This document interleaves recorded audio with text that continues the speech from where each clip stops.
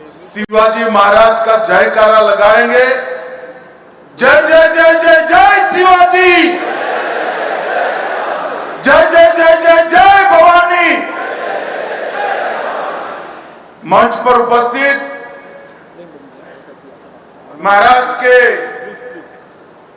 लोकप्रिय और यशस्वी मुख्यमंत्री श्रीमान देवेंद्र फडणवीस जी आज जिनको तिलक राष्ट्रीय पुरस्कार से सम्मानित कर रहे हैं, ऐसे अणिशुद्ध देशभक्त, जन्मजात देशभक्त श्रीमान अजीत डोभाल जी,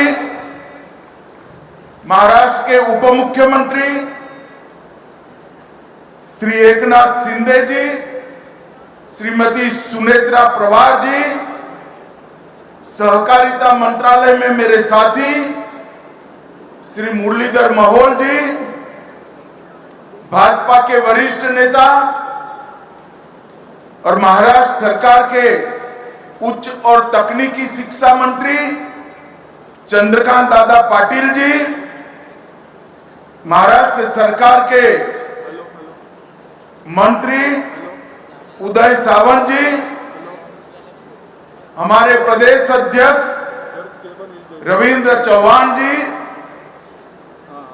doctor Rohit Tilak ji, doctor Geetali Tilak ji, doctor Pranati Tilak ji, यहीं की विधायक और मंत्री महाराष्ट्र सरकार में माधुरीताई मिसाल जी, और आज इस सभागार में अजीत जी के सम्मान में एकत्रित आए हुए पुणे के सभी भाइयों बहनों को मेरा राम राम नमस्कार। मित्रों, आज महान देशभक्त, महान स्वतंत्रता सेनानी, दूरदृष्टा और एक प्रखर पत्रकार लोकमान्य बाल गंगाधर तिलक जी की 106वीं पुण्यतिथि है। मैं बड़े मन से तिलक महाराज के जीवन को, उनके सिद्धांतों को और देश की आजादी और देश का रास्ता प्रशस्त करने के लिए उनके योगदान को मनपूर्वक प्रणाम कर स्मरण करता हूं। आज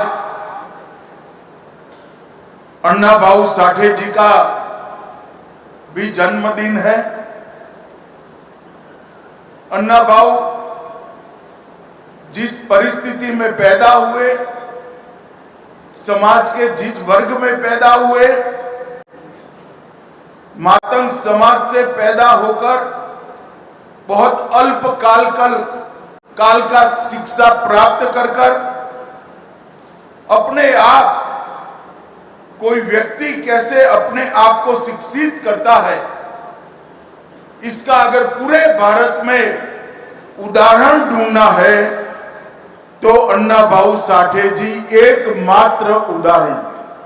वो स्वयं विद्यार्थी भी थे, वो स्वयं शिक्षक भी थे, और फिर भी न केवल मातंग समाज, न केवल दलित समाज, समग्र समाज के एक महान समाज सुधारक बनकर वो उभरे।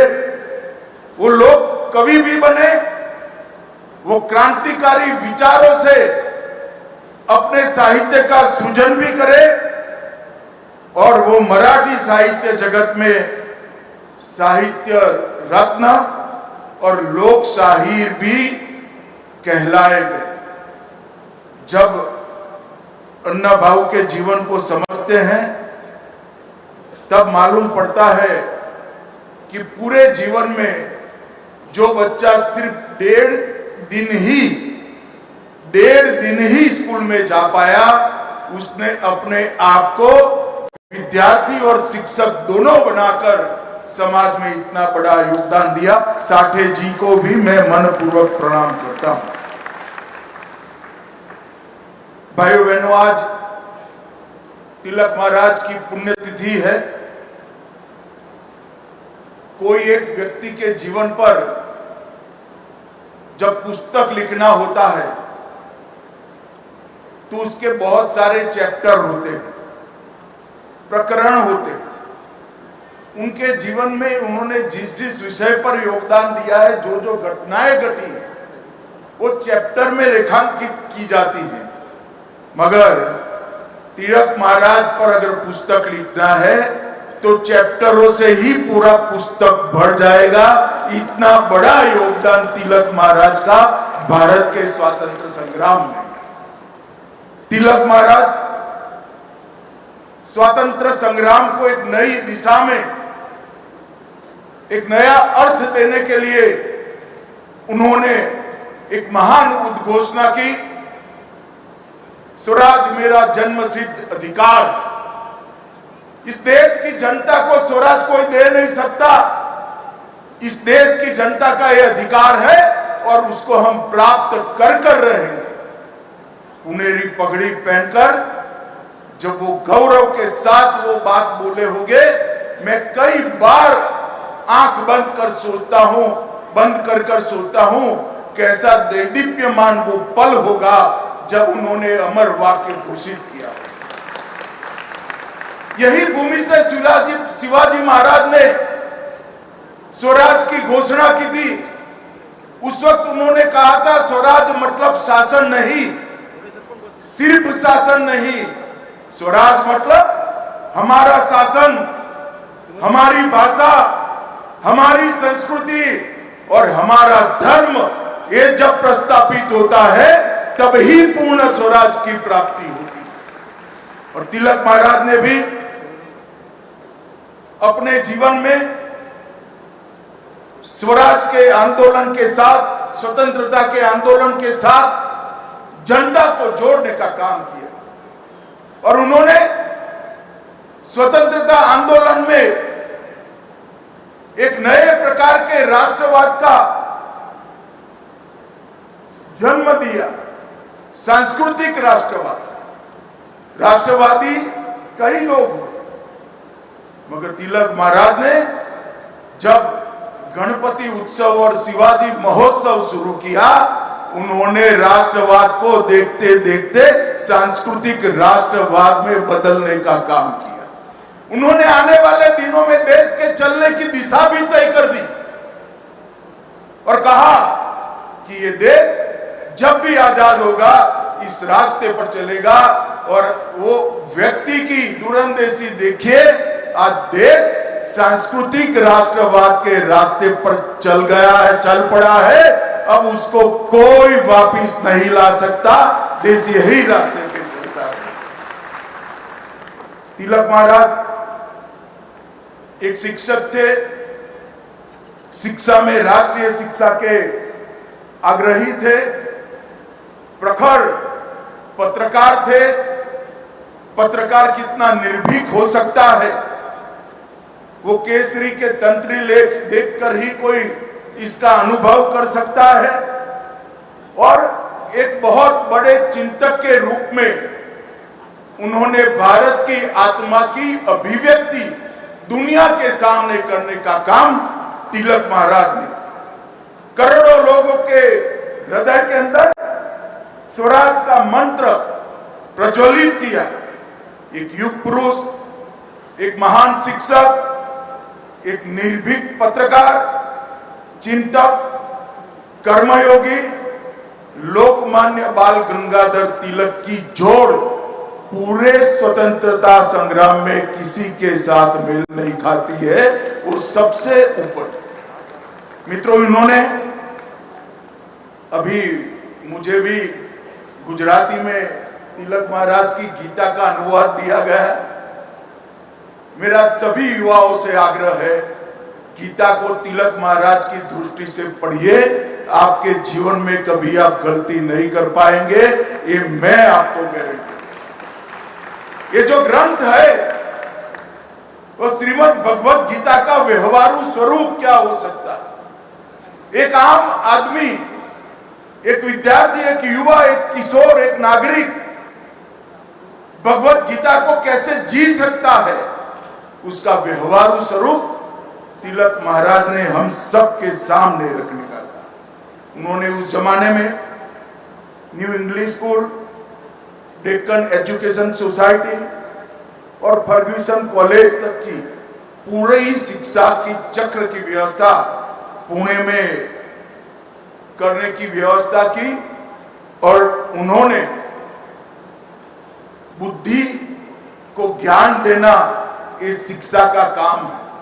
ये मंत्र दिया, चरित्र को दृढ़ीभूत करना वो शिक्षा का काम है और शिक्षा प्राप्त कर कर जो बड़े होते हैं वो सभी भारत माता के चरणों में समर्पित करे, वो शिक्षा है, वो व्याख्या उन्होंने की। अंग्रेज अगर किसी अखबार से डरते थे तो केसरी और द मराठा से डरते थे और उसमें अखबार से ज्यादा तिलक महाराज का बहुत बड़ा योगदान था। उन्होंने पहली बार प्रस्तावित किया था कि राष्ट्र की चेतना को जगाए बगैर स्वतंत्रता अगर मिलती भी है तो वो स्वतंत्रता का कोई मूल्य नहीं। राष्ट्र की चेतना को जगाकर ही स्वतंत्रता प्राप्त करनी चाहिए।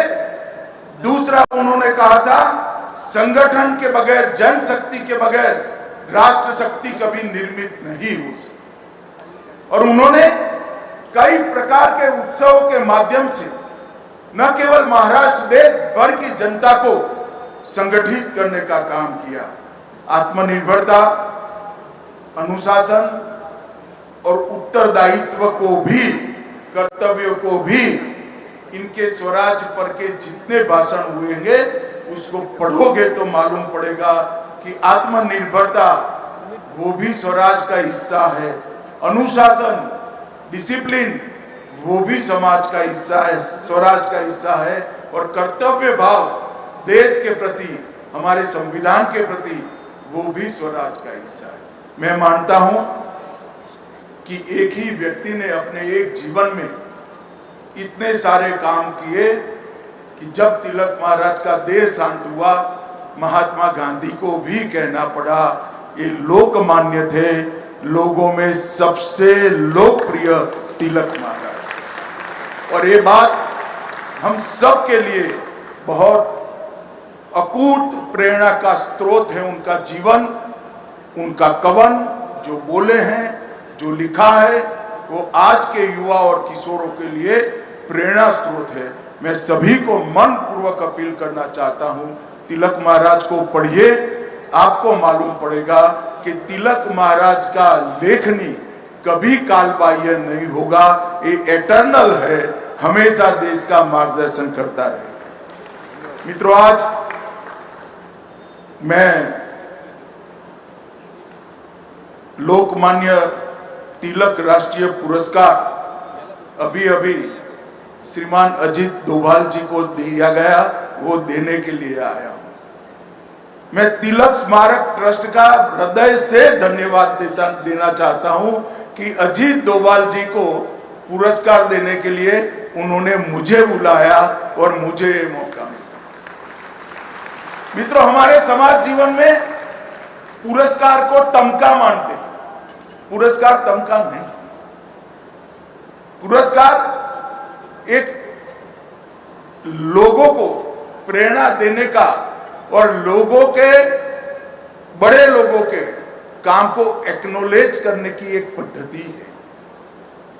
कोई व्यक्ति जब समाज के किसी भी क्षेत्र में बहुत बड़ा काम करता है तब वो व्यक्ति नहीं रह जाता है, वो इससे आगे कई गुना आगे निकल जाता है। और समाज का दायित्व है, उत्तरदायित्व है कि ऐसी व्यक्तियों का सम्मान करें। ऐसी व्यक्तियों का जब सम्मान होता है तब समाज के कृतज्ञ भाव का तो एक प्रकार से निर्वहन होता ही है, क्योंकि जिन्होंने पूरा जीवन समाज के लिए दिया उनको पुरस्कृत करना वो समाज का उत्तरदायित्व है। परंतु इसके साथ साथ ऐसे व्यक्तित्वों के तरह जीने का भी कई सारे लोगों को प्रेरणा मिलता है जो ये परंपरा को निरंतर बनता है। और मैं मानता हूं कि आज तिलक पुरस्कार जो अजीत डोभाल जी ने को मिला है, इस देश के लिए जीने वाले, इस देश के लिए काम करने वाले हर क्षेत्र के नागरिकों के लिए ये बहुत बड़ा प्रेरणा का स्थान बनेगा। इसमें मेरे मन में कोई संशय नहीं है। मैं फिर से एक बार अजीत जी को पुरस्कार देने के लिए और पुरस्कार देने के लिए मुझे बुलाने के लिए तिलक स्मारक ट्रस्ट का हृदयपूर्वक धन्यवाद करना चाहता हूं। मित्रों, मैं गुजरात में गृह मंत्री था, तब से अजीत डोभाल जी को जानता हूं। हमारे यहाँ एक सीरियल बॉम्ब ब्लास्ट हुआ था, मेरा अजीत जी से कोई परिचय नहीं था। मुझे नरेंद्र मोदी जी ने उस वक्त गुजरात के मुख्यमंत्री थे, उन्होंने कहा था कि सिर्फ ये बॉम्ब ब्लास्ट नहीं, बॉम्ब ब्लास्ट के पीछे जो लोग हैं और देश भर में जितने बॉम्ब ब्लास्ट हुए हैं उसकी जांच गुजरात पुलिस ने करनी चाहिए। और आप अजीत डोभाल जी को बुलाइए और उनके साथ, आपके अफसरों के साथ बैठकर चर्चा करिए। मुझे याद है मेरे घर पर अजीत जी आए थे, दोपहर का वक्त था, और उन्होंने जो टिप्स दी थी इसका परिणाम ये था कि न केवल अहमदाबाद बॉम्ब ब्लास्ट, देश भर के 13 बॉम्ब ब्लास्ट एक साथ गुजरात पुलिस ने रिजॉल्व किए थे। ये बहुत बड़ी उपलब्धि। जब मोदी जी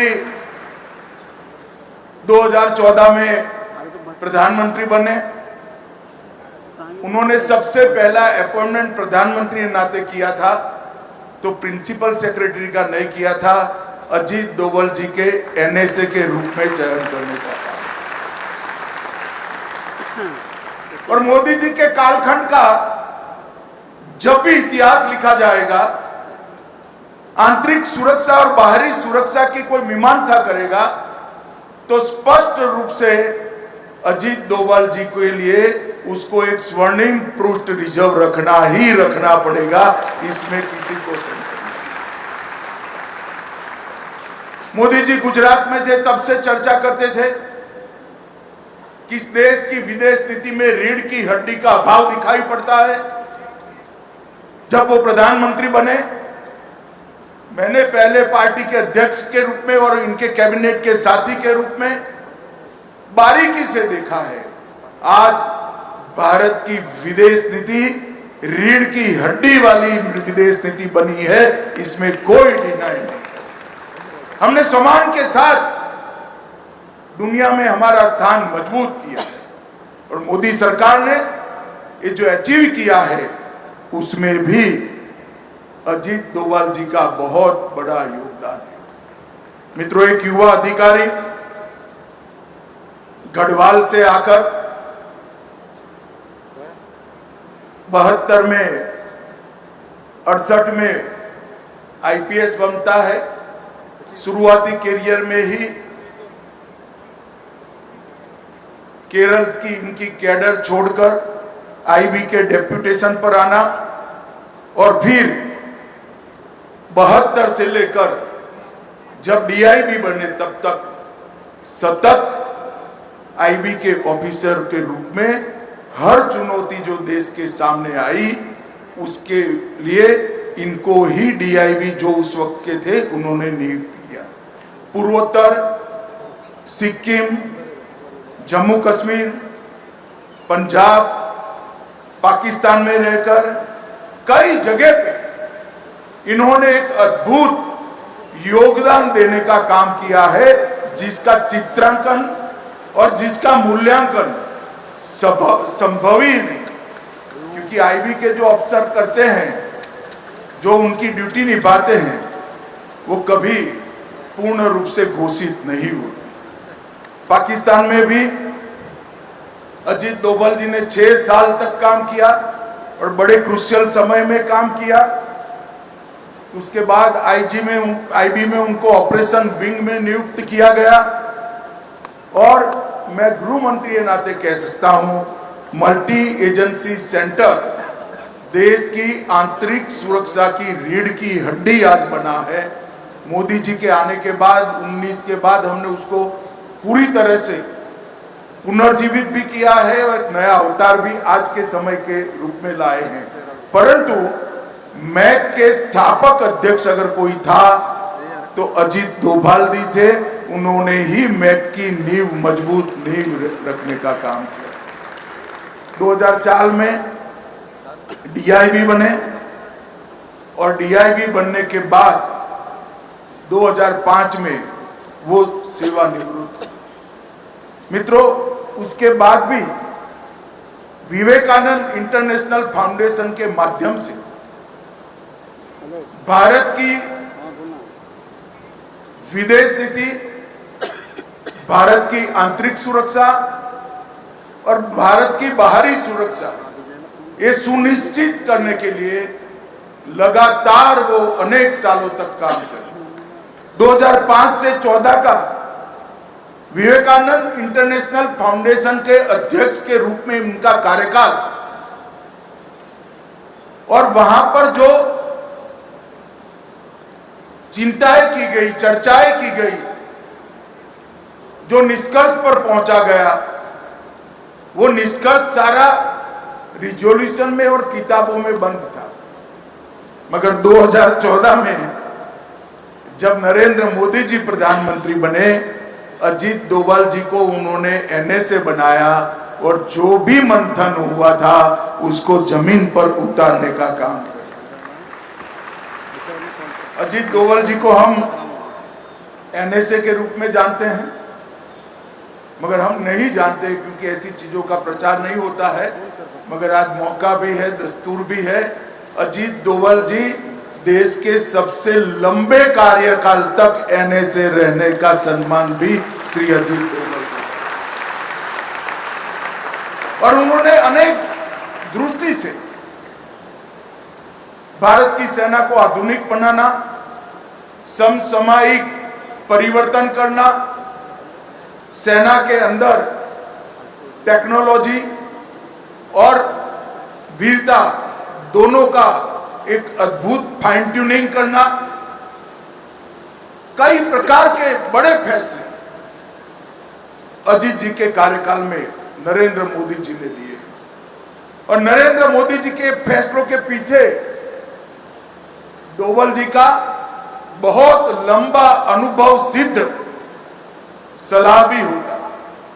और बहुत, मैं एक वाक्य में भी कहना चाहता हूं, हमारी सेना की सुरक्षा क्षमता और आक्रामक क्षमता को आमूल चूर परिवर्तित करने का काम ये 12 साल में नरेंद्र मोदी जी ने किया है, और इसमें डोभाल साहब का बहुत बड़ा योगदान है। इसलिए जब मुझे ट्रस्ट का फोन आया कि श्री अजीत डोभाल जी को हमारी कमेटी ने इस वर्ष के तिलक पुरस्कार के लिए चयन किया है, अगर आप आ सकते हैं तो हमें अच्छा लगेगा। मैं कहूँ आपको तो अच्छा लगेगा, नहीं लगेगा मुझे मालूम नहीं है, मगर डोभाल साहब को पुरस्कार देते हुए मुझे बहुत अच्छा लगेगा, मैं जरूर आऊंगा। और मित्रों, आज हमने इस सभागार में बैठकर तिलक महाराज की भूमि पर, शिवाजी महाराज की भूमि पर, पेशवाओं की भूमि पर हमने एक बहुत स्तुत्य काम किया है। एक अणिशुद्ध देशभक्त, एक जन्मजात देशभक्त का सम्मान करने का मैं ईश्वर को प्रार्थना करता हूं, और देश भर के कई लोग करते हैं कि अजीत डोभाल जी शतायु हो और लंबे समय पर तक पूर्ण स्वास्थ्य के साथ अपना योगदान देश की सुरक्षा के लिए देते रहे। और मैं फिर से एक बार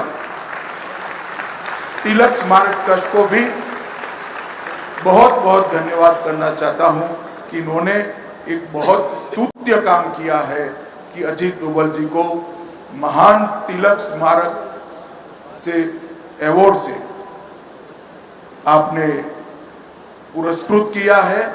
इसके लिए हम सब आपका धन्यवाद करते हैं। मेरी बात यहीं समाप्त करता हूं। वंदे मातरम। संस्कृत में एक वचन है, अश्वम नैव गजम नैव व्याघ्रम नैव च नैव च अजापुत्रम बलिम दद्यात देवो दुर्बल घातकः। अर्थात यज्ञ में बलि घोड़े की नहीं दी जाती, नहीं हाथी की और नहीं शेर की। बलि दी जाती है तो मासूम बकरे के बच्चे की, यानी स्वयं ईश्वर भी दुर्बलों की रक्षा नहीं करता। और इसी आधार पर जिन्होंने डिफेंसिव ऑफेंस अर्थात आक्रामक सुरक्षा की डॉक्ट्रिन फलसफा हिंदुस्तान को दिया, वे भारत के सुरक्षा सलाहकार माननीय Shri Ajit Doval ji. You do one more Mumbai and you will lose Balochistan, ऐसी चेतावनी पाकिस्तान को देने वाले अजीत डोवाल जी। देश की सरकार किसी भी दल की हो, जब जब देश की रक्षा और सुरक्षा का मामला आता है, सभी सरकारों के पास एक ही जवाब होता है और वह जवाब है अजीत डोवाल साहब।